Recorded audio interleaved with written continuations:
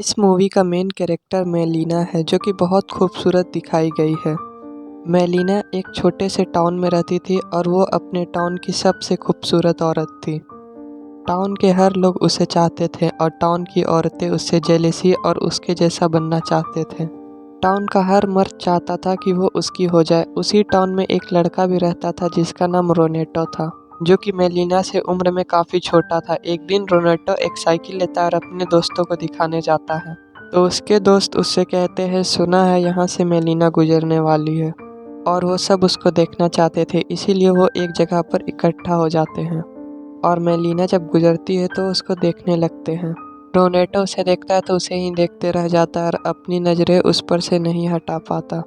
जब वो गुजर जाती है तो एक कॉर्नर में आकर उसे फिर देखने लगता है, यहाँ तक वो उसका पीछा करता है। मेलिना का फादर एक टीचर था और उन्हें कानों से सुनाई नहीं देता था, यानी वो डेफ थे और वही बच्चे इनके स्टूडेंट थे। फिर हमें दिखाया जाता है ये बच्चे क्लासरूम में बैठे हुए थे और मेलिना के फादर के सामने ही मेलिना की तरह तरह की बातें करते थे। रोनेटो मेलिना के घर जाता है और एक होल करके उसे स्पाई करने लगता है, यानी उसे देखने लगता है। वो उदास बैठी हुई थी। यहाँ हमें पता चलता है मेलिना का हस्बैंड वॉर के दौरान वॉर में लड़ाई करने गया हुआ है और अब तक वापस नहीं आया है। दूसरी तरफ हमें रोनेटो के कुछ दोस्त दिखाए जाते हैं जो मेलिना के बारे में तरह तरह की बातें कर रहे थे कि एक बार उसने मेरे से सिगरेट मंगवाया था और टाउन में हर आदमी के साथ उसका अफेयर है। इस मूवी में हमें ये बताने की कोशिश की गई है कि सोसाइटी एक अकेली औरत के बारे में क्या क्या सोचती है। दूसरी तरफ हमें दिखाया जाता है रोनेटो जो मेलिना को बहुत पसंद करने लगा था। लोगों की बात सुन सुनकर कि वो एक अच्छी लड़की नहीं है और हर किसी से खुलकर बातें करती है, रोनेटो उसे इमेजिन करने लगा था और उसी के बारे में सोचता रहता था। वो था तो एक टीनेजर, लेकिन बड़े लोगों की तरह रहना चाहता था और इसीलिए उसने अपने फादर की पैंट कटवा कर खुद पहन ली, क्योंकि वो शॉर्ट्स में शर्माया करता था। इस बात को लेकर उसके फादर बहुत गुस्सा हुए, लेकिन रोनेटो फिर भी बाज नहीं आया और दिन रात बड़े लड़कों की तरह मेलिना का पीछा करना शुरू कर दिया। वो एक होल से मेलिना को दिन रात देखा करता था और मेलिना को इस बात का जरा भी पता नहीं था कि कोई उस पर नज़र रखे हुए है। फिर अचानक एक दिन मेलिना को खबर मिलती है कि उसका शौहर वॉर में मारा गया है, जिसे सुनकर वो काफ़ी परेशान हो जाती है और लेटकर रोने लगती है। यहाँ पे हमें पता चलता है कि उसे अपने शौहर से वाकई में बहुत मोहब्बत थी। ये सुनकर कि अब उसका शौहर ही नहीं रहा तो इसका इंतज़ार टूट चुका था। वो सोचती थी कि अब मैं इस घर में रहकर क्या करूँगी, इसलिए वो अपने फादर के घर शिफ्ट हो जाती है। एक दिन रोनेटो एक जगह पर काम कर रहा होता है तो वो सुनता है कि कुछ लोग मेलिना के बारे में बैड वर्ड्स यानी बहुत बुरे बातें कर रहे थे।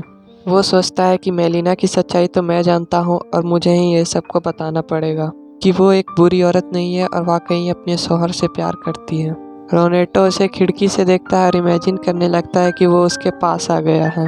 वो उससे कहता है कि परेशान मत हो, मैं तुम्हारे साथ हूँ, बस मुझे कुछ साल दे दो ताकि मैं बड़ा हो जाऊँ। और उसके बाद वो चर्च जाता है और गॉड से कहता है, गॉड तुम मेलिना का ध्यान रखना और इसके बदले में मैं रोज़ यहाँ कैंडल जलाऊंगा।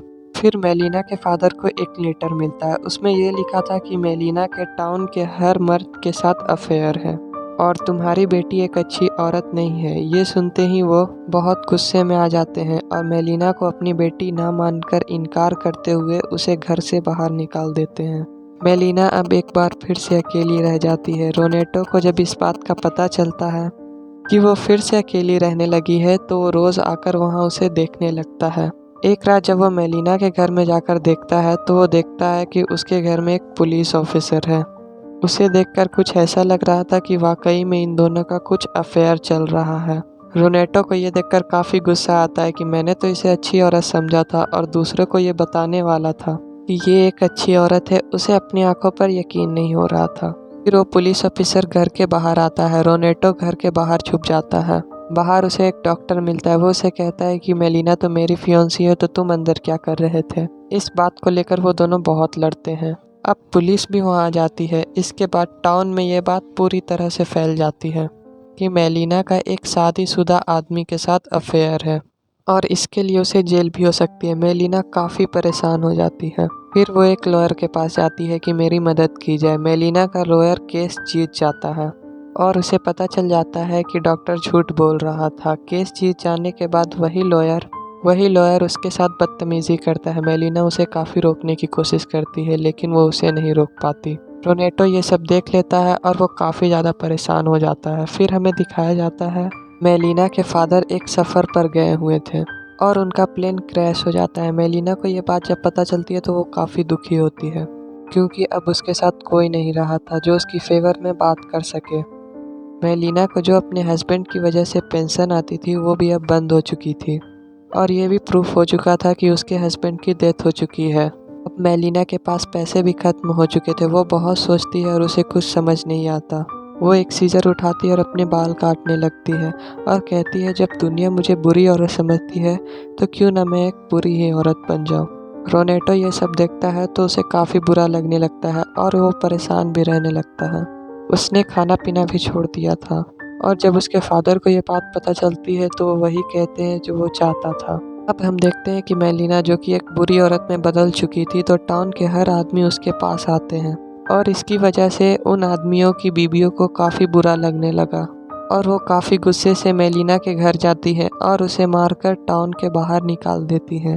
फिर हमें दिखाया जाता है मेलिना का शौहर वापस आ चुका था। इनफैक्ट वो मरा ही नहीं था और किसी ने इसके बारे में गलत खबर फैला दी थी। वो अपने घर जाता है और देखता है कि मेलिना तो घर में कहीं पर भी नहीं है और ढूंढने पर मेलिना उन्हें कहीं नज़र नहीं आती और उनके घर में भी कोई और लोग रह रहे थे। वो सबसे पूछता है तो वो लोग उसे बताते हैं कि तुम्हारी बीबी तो एक बहुत बुरी औरत बन चुकी है और अब वो यहाँ नहीं रहती।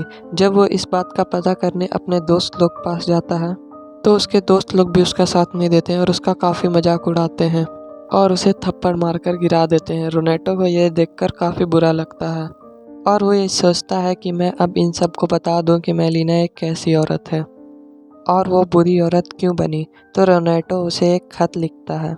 मेलिना बिल्कुल भी बुरी औरत नहीं है, बस उसे बनाया गया है। गांव वालों ने उसके बारे में काफ़ी बुरी बुरी बातें फैलाई जिसके कारण वो काफ़ी परेशान रहा करती थी। वो उसे सब कुछ बताता है जो उसके साथ हुआ। मेलिना के हस्बैंड को ये सब पढ़कर बहुत गुस्सा आता है। वो अपनी बीवी को लेने के लिए वापस जाता है। फिर हमें दिखाया जाता है वो अपनी बीवी के साथ चलता हुआ वापस उसी टाउन में आता है।